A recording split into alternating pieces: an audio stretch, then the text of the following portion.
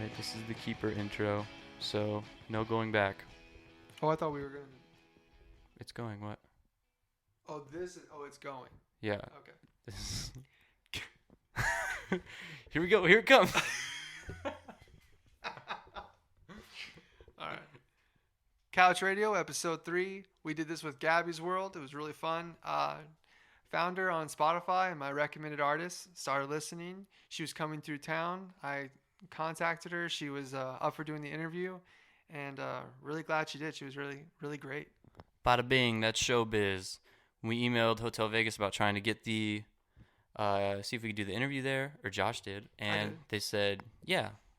And so we get there, and they take us to the exclusive backstage green room, which is really just a storage room above the Volstead, and it had like a really sick, like, AC unit just buzzing in the corner, and some neon lights. It was just a storage room. You know, there's like pallets of ketchup and stuff in there or something. I don't know. I didn't go through this stuff. Josh did. He went through all the stuff. But it was fun though. It was cool. It was Gabby was really cool, and we got to watch their band afterwards, and it was a really fun show. I enjoyed it. Sponsors, as per usual, Monkey Nest Coffee and Waterloo Records. Monkey Nest is on Burnett. If you're in Austin, if you're not in Austin, I highly recommend stopping when you stop through. The best coffee on this side of the Mississippi, for one. Bold claim. Bold coffee. TM. Moving on, Waterloo Records.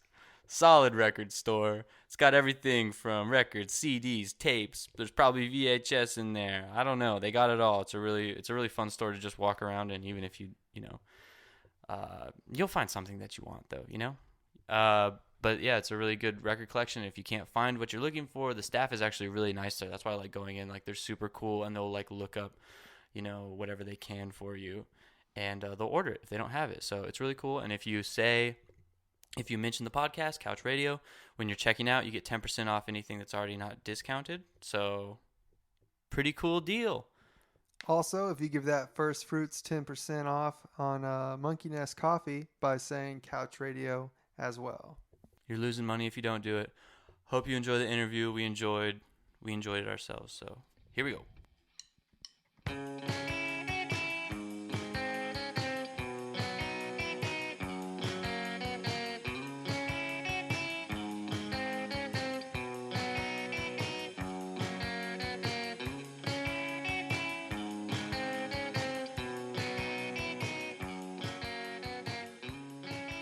Totally hear you. So, That's pretty cool. yeah. Yeah, so as awkward as it is, just, get It's into cool. it We if you can diva this. Cool. So I was just talking to the drummer. I forget his name already. Ian. And It's he was embarrassing talking for you, about, Josh. I know. It's okay. He was talking about how your guys' lineups changed a lot between you and Bellows this tour so far. Has it been like a weird transition? We had a lot of anxiety about it going into the tour. We were like, oh my God, we were going to just look like such schmucks being like the same band, switching. Just like Oliver and I basically just switch, and it's a little bit, we thought it was going to be embarrassing. But it actually turns out that it's been very chill. The keyboard player of Bellows is a sit-down keyboard player, and he plays bass in Gabby's World. And even just the physical transition, and I'm saying this hoping that this is true because I don't know how the audience feels about it, but it's been really sick. And also, I guess the only thing that's been awkward has been like shifting my brain from bass brain to guitar brain, and also from background to lead member. Yeah. Yeah. So you play bass in Bellows? Yeah, for this tour. And your background? Yeah, well, Background I'm like vocals. the second vocal. Okay. Yeah. Right on. Are you guys like friends from home? Like those two bands, or like are you? Yeah. Okay, cool. Yeah.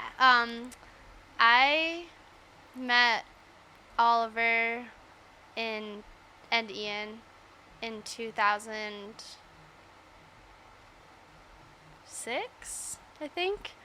Wow. And So you're like 7. I'm just 7 kidding. years old. Yeah. But we've been playing together since 2012-ish. Yeah. Oh wow, cool. Yeah, both Bellows and Gabby's World. I've been playing in Oliver's band for a very long time, and he's been playing in my band for a very long time. Yeah. Oh, great. Yeah. That's cool. So you have like a musical person do you guys bounce ideas off of each other? I Like when you're think writing? that not well, sort of. We both produce each other's records, so we come to each other with fully formed songs because both of us are really private about our songwriting processes, and then when it feels like a fully formed idea, we bring it to each other and usually do a lot of work on the songs together. Oh, cool. Yeah. That's nice. It's nice to have somebody.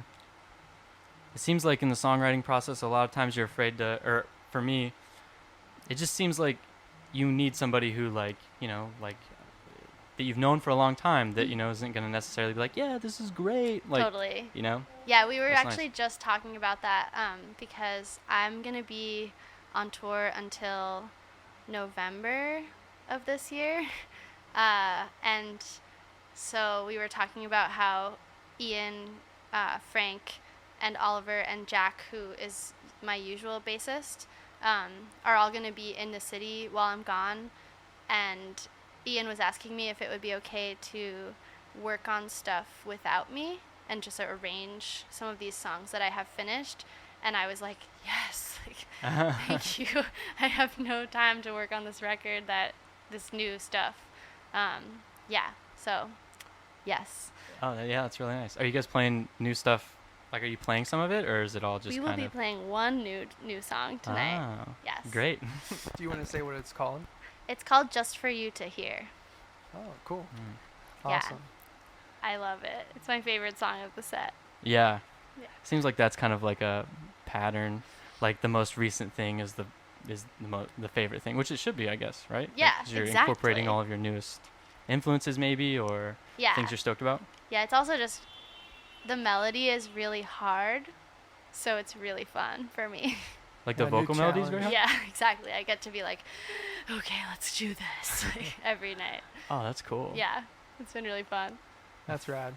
So do you think that, just production-wise, really quick, do you think it's so much easier to produce Bellows' record because you're not emotionally attached to it, whereas like you feel like maybe you would overthink it, or I've heard it's just really daunting when you produce your own record as opposed to like someone who comes in that's not in the band, or where they can just be objective. It's a Because you know how to produce, right? You produce Yeah. Bellows, but yeah. it's Well, something where you don't produce your own. I guess. yeah. Well, I mean, when I said that we produced each other's records, I meant that we like co-produce okay. together. But Alright. but it's a double-edged sword, I think, because on the one hand, I get really, I would say, overly emotionally attached to the things that I write. So if I arrange something for a Bellows song and I get like really excited about what I just did, and then Oliver's like, your harmony has one note that I don't like, I get really offended, which I'm working on. I'm trying to get better about that. It's a terrible quality. But so in that way, like, the ideas flow really differently, I think, for each project. Like, for my project, I can just riff on whatever I've written and feel good about it, and then be the one who's a jerk about Oliver's production ideas, though usually his are spot on. Whereas Bellows records are always this really emotionally harrowing experience of trying and trying again until he's like, this is right. Whereas for me, it's like, I know that this is right because this is what I did on my own thing. Does that make Right. sense? Yeah, that is right. Yeah, that makes sense. So in a way, my own records are easier to produce, even though I'm more deep in it, because Bellows records are so. Also, Oliver's songs have like 92 tracks on each song, so sifting through them and trying to mix them and trying to see where any production could like have space for it Right. is a lot harder. Yeah. Yeah. Are your tracks more, I don't know, sparing? Like, do you try to keep it simple? Like, you know, like 20-30 something? Yeah. Well, I guess it depends. Like, my older records were much more dense because I didn't know how to leave space for stuff. And our newest record was recorded live. And Oh, so cool. there was like the bass line of like guitar, bass, drums, and keyboard, or guitar, bass, and drums, where I wanted to make sure that that part of the arrangement was like the shiniest thing. And then all of the accoutrements were, while I think that they're equally important, I know that they're mixed in such a way that the real meat of it is the band, and everything else is sort of like icing. Yeah. Yeah. So yeah, I would. They're a little bit more simple Yeah. than Oliver's songs, but you know. That kind of, like in the best way possible, I feel like that kind of is, I don't know, that process seems evocative of like the final result, because listening to your music, it's like in the best way, it's like very straightforward, like with like the melodies are so strong and they're like, this is what you should be listening to. And I love it. Thank Honestly, you. like I'm like, as far as like pop music, it really scratches whatever itch I'm looking for. Hell Like, yeah. it has a great melody, and then like the way that you come in with like vocal harmonies and stuff like that. Are you singing on top of your own vocals a lot of the time, or do you have other people Most of singing? the time. It depends on the song. Some of them are Greta from Frankie Cosmos does the harmony on one of the songs, which I wrote but couldn't sing nearly as well as she could sing it. Sometimes it's me, and then I had a lot of people do vocals on this record. Really? Yeah. That's crazy you say Frankie Cosmos, because I was like, that was just the one person that just kept popping into my head as far as like listening to your record. Like, but I mean, it's definitely different though. Like, as far as Yeah. like it feels bigger and like the more driving. I don't know if that's something that you go for, or if Thank that's you. something that you're. No, I'm super into that. Okay, cool. No, she's one of my best friends, and Oh, cool. I used to be in Frankie Cosmos, and she's had a major influence on my songwriting, especially since I met her. There's like a very sudden and strong shift in the songwriting before and after meeting her. So to me, that's a very big compliment. So thank you. Oh, cool. Thanks for noticing. That's awesome. Right on. Speaking of like vocal harmonies and stuff, with the other accoutrements, what other like things do you when you hear the meat of the song, the core? Mhm. Like, what's some of your like songwriting go-tos? Like, this needs this, just like a, I mean, harmony's one for sure, but like, what other things do you like to throw in? Wow. I am a classically trained violinist. Okay. So to me, strings are like the most emotionally evocative possible instrument to add to anything. So I obviously try to use them sparingly because I know that they can be really sappy if you use them too much, or in too much of an obvious way. Uh-huh. But that's always my first like, okay, does this song get to have strings? What's the vibe of these strings? Is it going to be like one composer who I love is, like, I love the strings on Ease by Van Dyke Parks on the Joanna Newsom record. Okay. His strings are these like swelling, they're wild. They're so cool. And they go on top of the song in a way that's like, whereas there are strings on other Joanna Newsom records, for example, that play like a throatier role, or like they work more in tandem with the melody as opposed to as their own thing that swell on top of the arrangement. So that's one thing that I love. to do. I love oohs and ahs a lot. I also was raised doing a lot of choir stuff as a kid, so I love choral arrangements. Other good accoutrements are just letting Oliver like do guitar swells on top of the music, and also letting Jack, our bassist, just go ham on the piano. Oh, really? Because he and I both have a little bit of a musical theater vibe sometimes, and he can get really cheesy in like the best possible way if you just give him a piano and like walk out of the room. So yeah, those are some accoutrements. We did cool. some I think this on the last record Felix played glockenspiel, which was, you know, classic accoutrement. Yeah. That's awesome. That's cool because like like Shelby was saying, just there's an energy in your music, and I feel like the movement of the strings and everything you're saying, like it all just adds to the, I guess, like the swelling energy of the song. So it's really cool. Hell yeah. It all seems like a song that you could just play on the acoustic, but like the way they're arranged. Yeah, that's what's cool, especially about this new record, is that all the songs were written really quickly and then brought to the band, and then we arranged them all together, and then I got to take them back and do all of the production. So that's exactly what it should sound like. So thanks. That's nice. That was one of the things that I liked about it too. Is it was like, was the song "The Thunder Talk Back"? Thunder Answered Back. Yeah. Okay.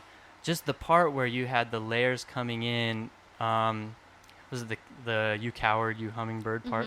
That part was like just super. It was like, this is the perfect moment in this song for this to like do this exact thing and like amp up where it is. It just felt like perfect. When I was driving here, I was on 35, and I kept like, I would hit like, I was like, oh yeah, this is great, and then I would hit like a speed bump or something, and then like my phone would come up, and I'm like, that was the worst time. Yeah, but I was noticing that so much, like driving here. Thanks. Yeah, that song is largely produced by Jack. He did a lot of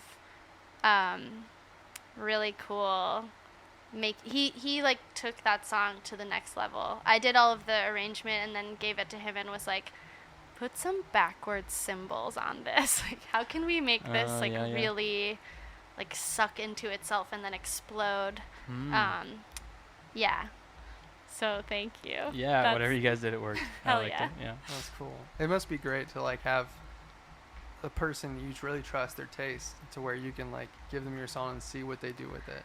Totally. I feel really lucky to get to work with the people that I work with, because each person has such a different background musically. Like, as I said, Jack comes from a very like musical theater and like J-pop background, and Oliver is like obsessed with Elliott Smith, which is obviously a huge shift from Jack.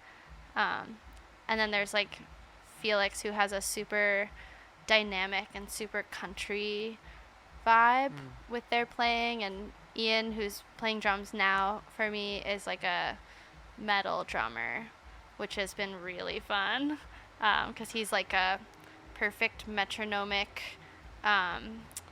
really like tough drummer in a great way. And then Frank comes from like an experimental noise background, so between the five of us, it's like or six of us, it's a really interesting combination of influences. That's like a Breakfast Club crew. Exactly. That's great. Yeah. I know you said you're really private about your songwriting, but do you want to get into that at all? Oh, no, sure. What I meant is just that we both have this tendency to like to come out with this fully formed product in a very unreasonable, or not unreasonable, but like in an unlikely way. You know what I mean? Where it's like, ooh, where did that come from? Like, it must have come from nowhere. Whereas the reality is both of us sitting in the corner of a room, like with our guitars. But yes, no, go for it. Whatever questions you have about that is fine. Where does your process start? Like, what is it? Is it acoustic guitar, or is it alone in a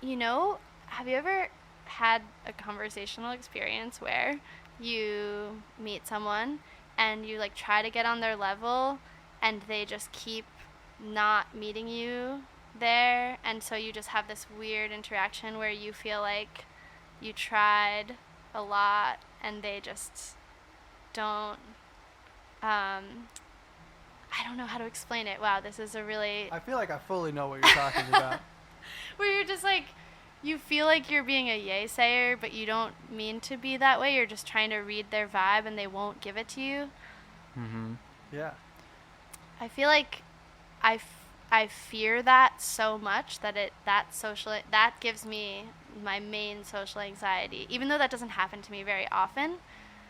Just like having to potentially deal with that gives me so much anxiety that I'd rather just like be on stage.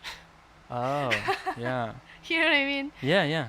Maybe I'm just That's a control freak and I get to control from the stage for the most part.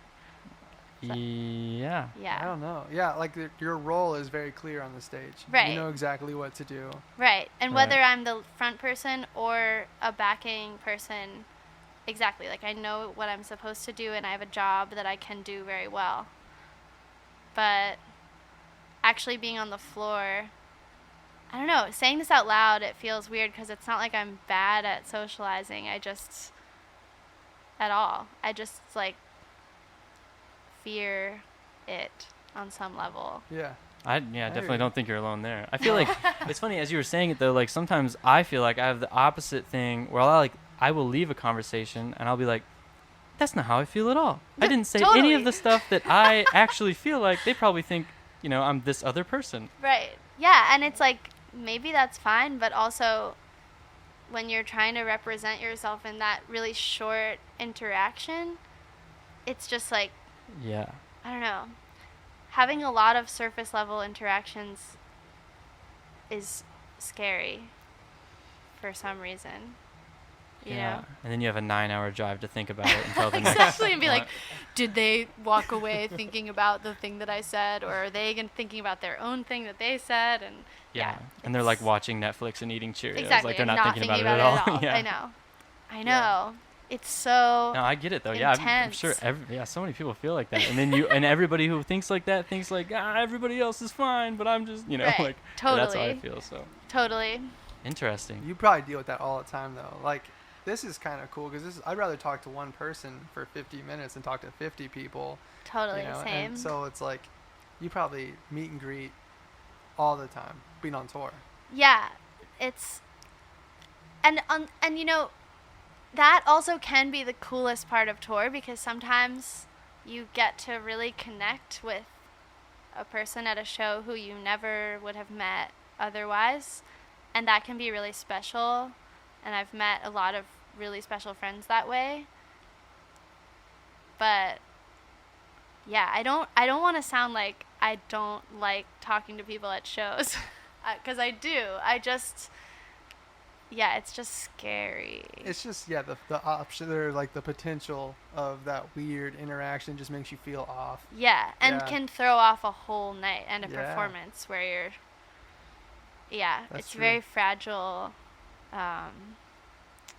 balance. And we're comparing it to the best feeling of when you create something in the studio. Totally. Like that That is true. like that. I mean, really, what else comes close to that? That's the reason I think it's cool to be a musician is that feeling when you created it. Totally. Showing it's fun, and that's a whole different thing. But that moment is like so exciting. Yeah, and that is, I guess, what is special about the social interactions that you can have at a show where you know that it's based. This is something that Oliver was saying in the car earlier today, actually. That you know that it's based on this thing that you did that you're really proud of, and that person is there probably, 90% of the time because of this cool thing that you did that you're proud of. And so you have that base level to interact on, which is a weird power dynamic, but,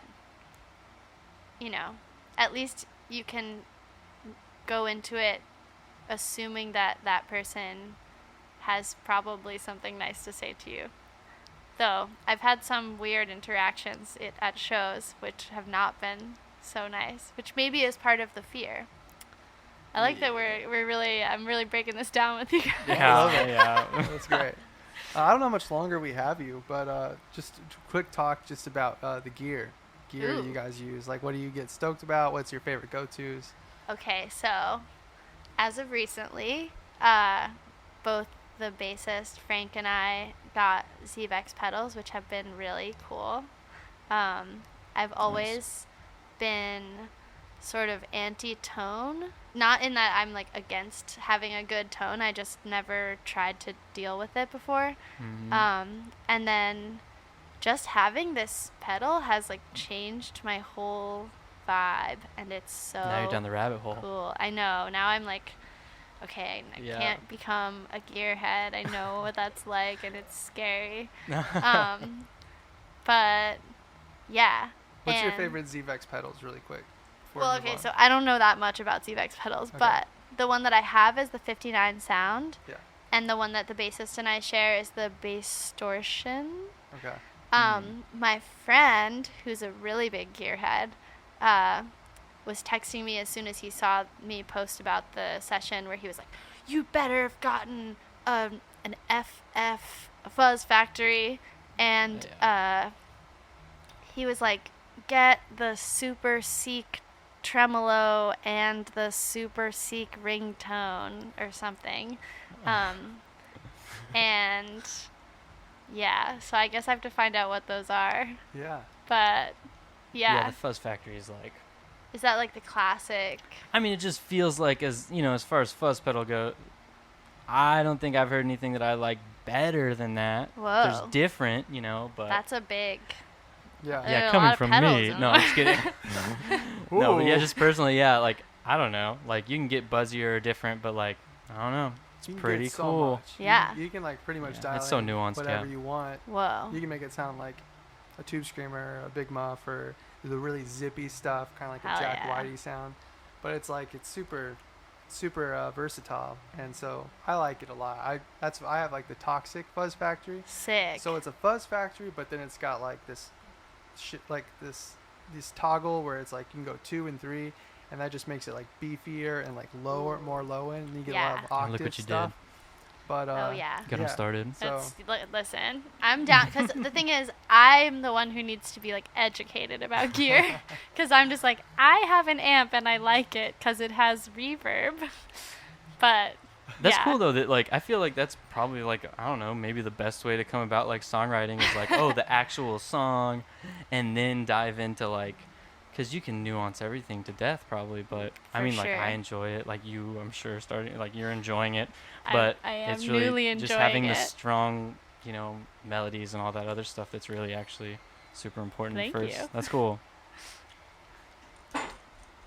Hello. Yeah, this We have a doubles as a visitor. storage room, so who knows? Maybe we're bringing in some paint, some tequila. We've I don't got know. the dry goods in here. Yeah, exactly. Big sack describe of the room flour really or quick. This beans. is a Hotel Vegas green room, Sorry. which is also a storage unit, and we Yeah. are illuminated by an Austin East Siders neon sign. So sick. Yeah, it's pretty good. So, yeah, I don't know. Anytime we talk to anybody from New York, I'm just curious about this because we kind of like finding a rehearsal space and stuff like that. What do you guys do? Are you just doing it out of your bedroom and you hung up a bunch of like, soundproof the walls like School of Rock style, where or what do you do? Did you find a cool space where you guys have to ride 3 hours on the train to get to? I don't know. I'm just curious about it. No, that's a really good question. We are super lucky because Oliver's parents have a basement that we tend to rock out in. But we can really only do that until like 6-ish p.m. And our drummer, Ian, gets off work at 8 p.m. So Frank and Ian both are part of this practice space in Gowanus, which isn't that far from Oliver's parents' house. So we go there sometimes at night. And I feel really guilty because I don't pay for it, but they do. and it's my band, and Oliver doesn't pay for it, but they do, and it's his band. So we've been talking about, a bunch of my friends and I have been talking about getting our own space, because we share this with some other bands who I don't know, but in our neighborhood, which would be really sick. But we have yet to find that. But all of us live in the same neighborhood, so yeah, hopefully we'll find a space there. Yeah.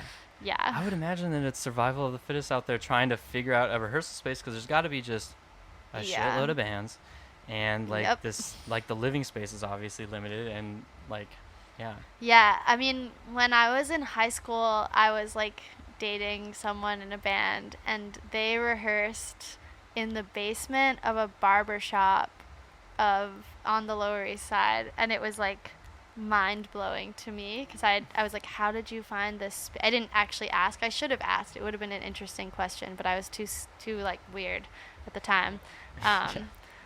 But like, how did they find that space? Like, how did they know to ask the barber shop on Rivington Street, like, can we use your basement to practice our shitty rock band? Yeah, I don't know how even my bandmates found this space, because I was not involved and should be paying for it, but I don't. Yeah, and I guess, I mean, the only thing is that our only lead right now is that there's this sort of up-and-coming, weirdly, warehouse zone near our houses that maybe has something like that. But yeah, I don't know. Okay. Seems like a strong to very weak lead, but yeah, exactly.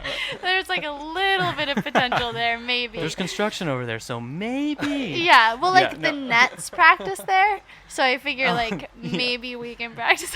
Well, yeah, KD will let you in. Yeah, exactly. That's great. That's interesting. For some reason, I'm just intrigued by New York bands and artists, because it also feels like, more than any other region or city pinpoint, that if somebody says, I was literally thinking that when I came over here, I'm like, oh, these guys seem like they're from the Northeast somewhere. It's weird, because like even the old music. Do we have that vibe? I don't know. Apparently. I guess. I just feel like more than any other area, like when I find out that a band is from New York, I'm like, that makes sense. Like all that old like CBGB stuff, like it's like, it has its own like kind of dark but not too dark thing, and like almost like more art poppy kind of. There's just something about it, and I'm just intrigued by that, because more than like, it's just like, oh, New York, there's something going on out there, as far as maybe it's just the style of living, or so it's intriguing to me. Well, also now we have like, as far as I know, no DIY spaces, so I'm really interested to see like how the scene deals with that, because right now we only have real legit bars, which is fine. Like there's the place that we're playing in New York is called Alphaville for this tour, and I love playing at Alphaville because it's like this, the bar is separated from the showroom, and the showroom like sounds really good, and it feels DIY because it's just like a cement box basically in the back of a bar, but yeah, like ever since all of those spaces have shut down, like I have really no idea where the scene is going, or like what the sound of New York is right now at all, mostly because I'm in school, so I don't really go to shows also, but I maybe would if there were places to do it. Yeah. But it's interesting that you say that we sound like we're from the Northeast. I'm very interested in what you mean by, I'm not offended at all, I'm actually really excited. What does that mean to you? I don't know. Like I like a lot of like older New York bands, like Television and stuff, and it almost feels like that. And obviously Talking Heads are from there too, so like you kind of get this weird, just a little tweak on normal, and a little darker than normal, but not to where it feels sad or anything. I mean, you get those, like you have like the National and like Interpol, and those feel kind of sad to me. We're all like a little bit more, we're all really unchill, Yeah. And I think that maybe that's what you're maybe reading. Maybe it's just angst. I don't know. Well, it's not like angst. It's just like, wait, move this thing. It's like we're all like a little bit neurotic. Okay. You know? Does that read? Yeah, that reads a little bit. We saw this band called Public Practice at South by, and I was like, they felt like they were from New York, and then pretty soon I saw them, and they were hanging out with the guys from like parquet courts and stuff, and I'm like, well, they're from New York, I guess. And it's just weird. For some reason, I always get the like, I don't know. Like even the Strokes feel like they're, there's just something. Well, they're neurotic as hell. Well, there you go. Maybe that's the key that I've been missing. Neuroses. Bands from here and west, like how would you, like if you saw a band and you were like, oh, they're definitely from Austin or they're definitely from Texas, like what would be the vibe that would differentiate them from an East Coast band? I feel like and Austin feel free to and weigh Texas in on this is like also if you're different. Or for me it feels different. Like if you're from Austin, I feel like something psychedelic, maybe a little droning, but also, kind of like, I guess like happier psychedelic pop with a little bit of grime, I feel like is what I would expect out of here. Yeah. And then I feel like it gets more poppy the farther west you go and out of here or whatever. Like more major scales the further west you Yeah, maybe. I feel like people are like kind of just, I don't know. I've never really thought too much No, about I mean, that sounds about right to me. But I don't know. I love New York bands. Like everybody he just listed, like, but I feel like they talk about maybe their mental space quite a bit, and like I feel like it's maybe more like, poetic lyrically, and then I feel like I can't put my finger on it, but it feels like it's just like painted with just a slightly darker shade than like a West Coast band where it just feels a little brighter, a little more. And I know that's probably in my head somewhere because it's just, it's brighter there. No, I think you're right. I think that that's what I mean by the like major scale thing. I think that maybe as you like move west, there's less, well, like, first of all, I mean, think about the difference between the Atlantic and the Pacific. So if you're like using that as a spectrum, the Atlantic is this like sort of gross, but like nice. It's warm, but it's a little gross. You know what I mean? Yeah, it's darker. Yeah, it's like the water is like a weird dark color, and like you swim in it despite that. The beaches are kind of rocky. Totally. Yeah, well, it's like we have sandy. I think we have sandier beaches than I experienced on the West Coast this time. Oh, okay. But they're like, it's all about the beach, and it's less about, there are no waves, or there are waves, but it's not like a surfer vibe, I guess. Whereas the Pacific is like super sunny, and the water is blue, and it's beautiful, and it's freezing, and it might kill you. Like there's some really crazy creatures.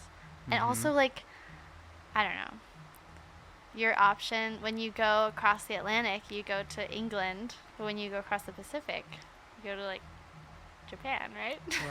Right. Is that the right geography? That's interesting. I just can't tell if I'm just associating things in my brain and I'm just like driving myself like that, or if it's like there's really something to it. But I mean, thinking about like the art that you would make reacting to your environment. Right.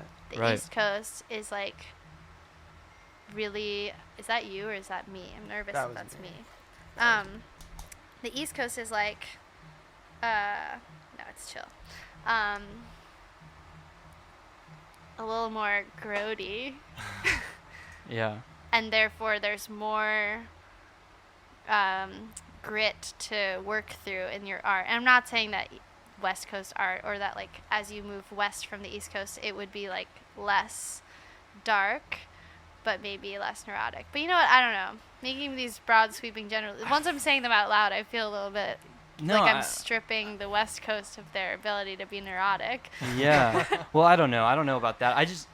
I mean, there is something I just really liked what you said though about like swimming in it, like despite what it is. It almost feels like that could be like the mental, I don't know, I feel like you you could go into dark places, living in a kind of grimy, dark, cold place, and then if you're making art, it's almost like, and this is like me sounding like a complete tool, wrapping this around it, bring it. but it's like almost like swimming in that, despite all of the stuff around it. Mm-hmm. You know, because you have like there's like things to hurdle living in New York versus living in, just by weather alone. Right. You know. Well, the West Coast has some pretty crazy weather, especially like, I guess what I'm trying to say is that it's a spectrum. So like both oceans are both extremes, where you're reacting to an extreme environment, and then as you move toward the middle, but the desert is extreme too. I don't know, maybe this country is just insane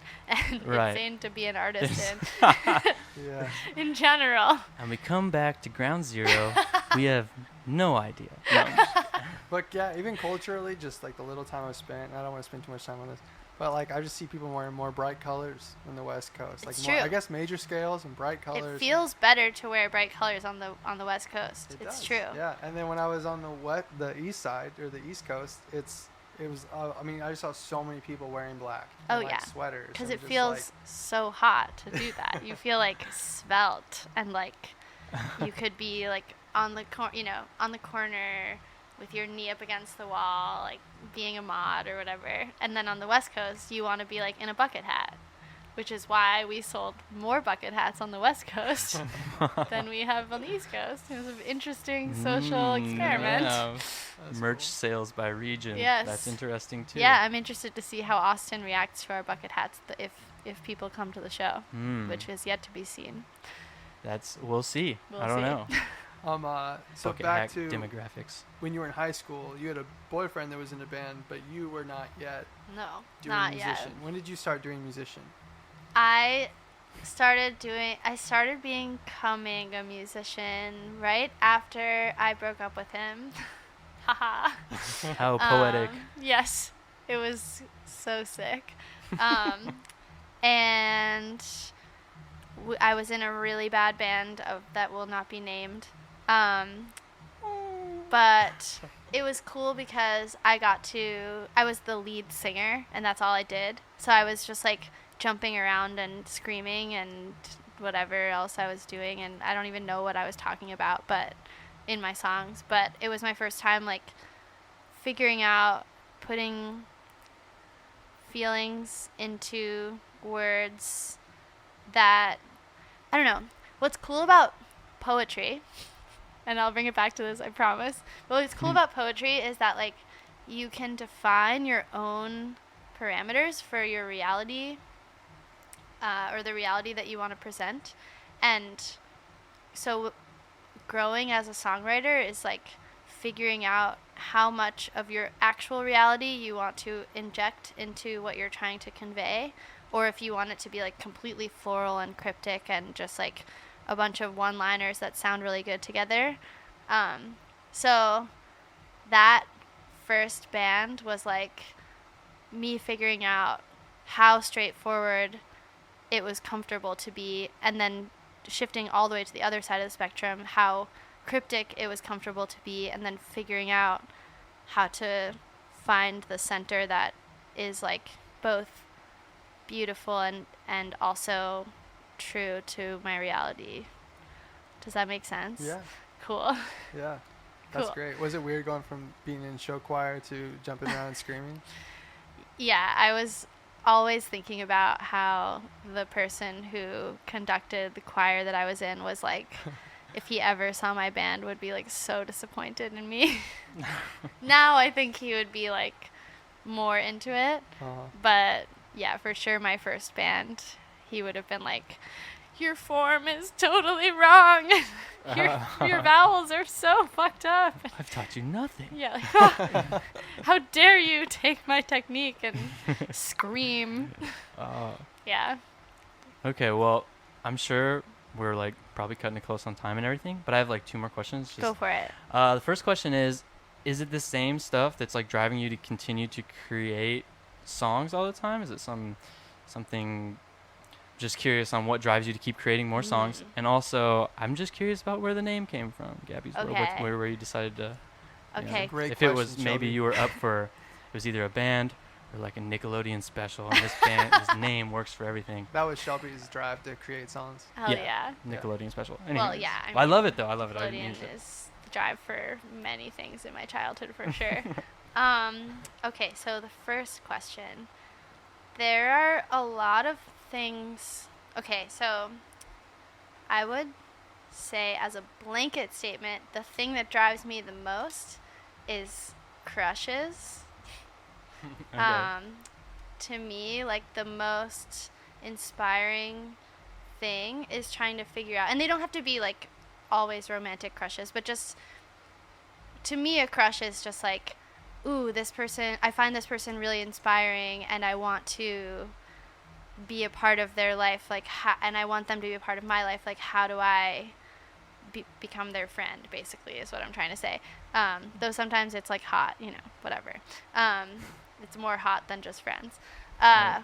But yeah. So trying to figure out what it is about them that's inspiring, and crystallizing that into, or distilling that into a poem. And also, hey, what's up? It's all good. So our good friend AJ just walked in. Hey, what's up? Oh, go for it. Cool. And I guess also what I would want to say to them if I had like total free, like no social, whatever, hang-ups. So that's the thing that inspires me most, or has in the past. Okay. Though lately, I've been trying to move away from that because Felix and I were talking about how we pigeonhole ourselves into our, like, what a Told Slant song is, or like what a Gabby's World song is. And so we're both trying to, or at least I know that I'm trying to break out of that. I don't know what Felix's new songs are like. I assume that they're pushing the envelope as well. Cool. So, yeah. And is it just like a catharsis for that emotion? Like, I have a crush on this person for whatever reason, so Yeah. you kind of, okay. Yeah. Interesting. Or just, That's cool. maybe more distilled. It's like songs are, I use songs to say to people what I feel like I don't have the wherewithal to say straightforwardly to them for whatever reason. So sometimes I'll like talk to Oliver in songs, who is my partner, and refer to his songs to express something that I'm trying to, or react to what his art. And then as That's far cool. as the band name goes, Yeah. I knew that O was a bad band name, which was the previous name of my project. It was called O. It was called, well, at first it was called Eskimo, and then there's a whole thing, which made a lot of sense and was very stressful, but we changed the band name. You can probably Google Eskimo band name change, and you'll find all of the stuff about it. Okay. I don't want to get into it because it's just a very long story. But we changed the band name to O. It was stupid because that's a circle and no one can see that on a poster. And so we went to the UK and did this tour there, and it just felt like a waste of time because, like, I mean, it was really awesome and fun, but I just mean it from a marketing perspective. It's like, I see, yeah. no one's gonna be able to remember O, and no Okay. one even knew how to pronounce it, even though it was just O, and it's just whatever. Ah. So I was trying to figure out a band name that could just represent me, but also still feel like a moniker, because for it to be under like Gabby Smith, it feels like there's not enough separation between like the art and the artist, or like the artist and the person, or the persona and my selfhood. So I felt like Gabby's World was a really good way to have like both levity in the band name that could make people like laugh and know that they could like enjoy themselves at the show, but Sure. also that if you think about it, it's like whatever I want it to be, and so it feels not scary. And back to what I was saying about what is a Gabby's World song sound like. Now it's just like whatever I want it to be. So I could make an EDM record next. I won't, but I could, and it would still be the same project. Yeah. Because it's my world. That's cool. No, yeah, I love that. That's great. Cool, very cool. I love that. That's awesome. Because whatever you're going through in life at that point, that's Exactly. your world. That's really cool. Exactly. It's like a fun house. It's like Mr. McGoyan's Magical Emporium. Just come in. Sometimes. Come into Gabby's world and Yeah. just see what's up. It could just be totally black, Yeah. but Yeah, it could exactly. be Yeah. really fun and less neurotic than you expected. You are from awesome. New York, though, so there's probably a lot of... A lot of you know- neuroses. Yeah, yeah. Definitely not Yeah, gonna. Some Yeah. riot. Yeah. Not gonna Yeah. dial that back anytime soon. But Well, thanks for coming up here in this, storage closet and Yeah. talking to us for this long. thank you Yeah. for having It was me. great This meeting was you. really fun. Yeah, the last thing we usually do, though, on a real last note, is Yes. we put together a playlist Mhm. with, like, music that these people are inspired by that we're interviewing. Hell So if you yeah. have 2 or 3 songs that maybe you've been listening to a lot on tour or whatever that maybe you want to plug. Or Also, Gabby Staples. this is, like, just a full-on... I've been really into this song called Hammond Song. Have you ever heard that song? No. Who's the artist? It's like, I don't know, these chicks, these like sisters from the 70s, and if you look it up, Hammond song, it'll pop up. But I thought about that a lot, or when I was listening to you, I was like, oh, this is kind of like that, because it had these like beautiful like vocal female harmonies, and it was Thank you. an amazing song. Thank you so much. I will just look it something up. for if you're bored and you're driving like 18 hours, just Well, to give a plug. Fun fact, we'll be doing that tomorrow. All So right. Well, perfect. you know, The Roaches. yeah, the Roaches, that's right. That's like their Roaches. last name. That's Sick. right, the Roaches. Yeah. So that's also appropriate for Austin, the Roaches. Anyway, so if you have a couple songs, Okay. I'll try not to tangent again. Here's okay. So 3 songs. 2 or 3. 2 or 3. Two or whatever. 3 songs. Okay, so I've been really into "Just Like This Train" by Joni Mitchell. Okay. I'm really into okay, shoot. Hey Hey, How Does Everybody Know by Arthur Russell. And Arthur Russell, my Stoned by Dido. Stellar. Dido. Perfect. Wow. What a great 3. Yeah. That's rad. I Joni can't wait to Mitchell put that to and the Dido. playlist. Beautiful. That's awesome. Well, thanks again, Gabby. Yeah, thanks for This was having great. me. Yeah, thank you for doing this.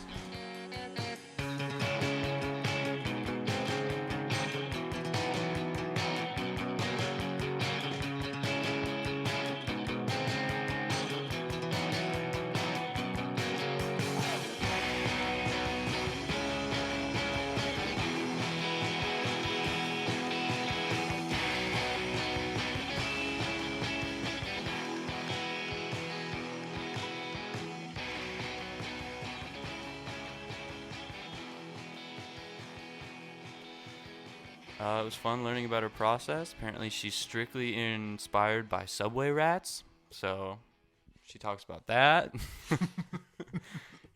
That's New York stuff, That's New York, baby. That's the big city.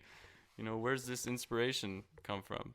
Oh, this one's also about subway rats. Oh, okay. At this point, is that all you're writing about? Subway rats? And that was a really touchy subject for he didn't want to talk about the rats anymore. And we naturally were just really intrigued. Like, rats, though? Like, this doesn't sound like it's a song about a rat. And, yeah. But she goes on about the rats. You have to... But she's, other than the rat obsession, pretty cool.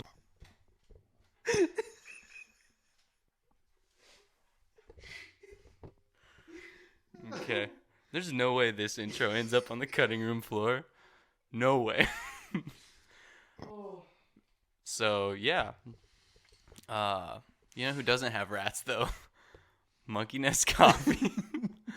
This week's first.